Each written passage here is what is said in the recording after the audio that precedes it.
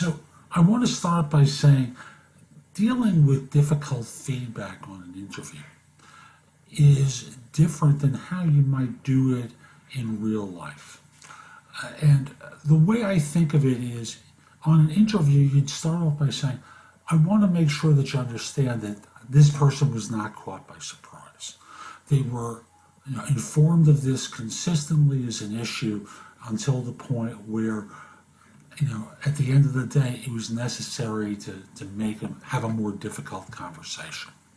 So you talk about anything that you did to prepare for your talk, which covers these points.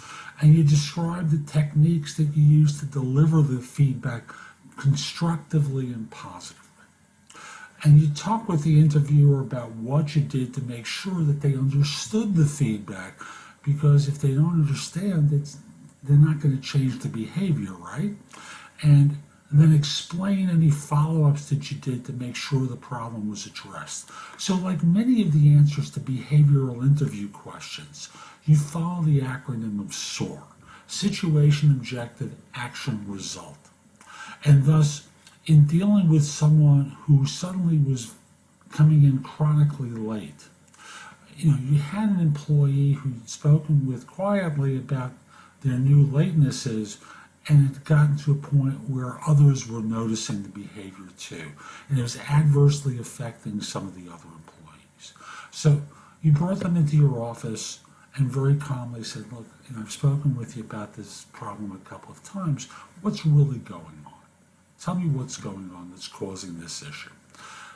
And up until recently, your punctuality was never in doubt, but now it is. So is there something going on? And then you talk about how, they had a family issue with a caregiver, or a kid who was, finding it difficult to get out in the morning, yada, yada, yada. And thus, you're listening and empathizing, but then coming up with joint solutions to try and deal with this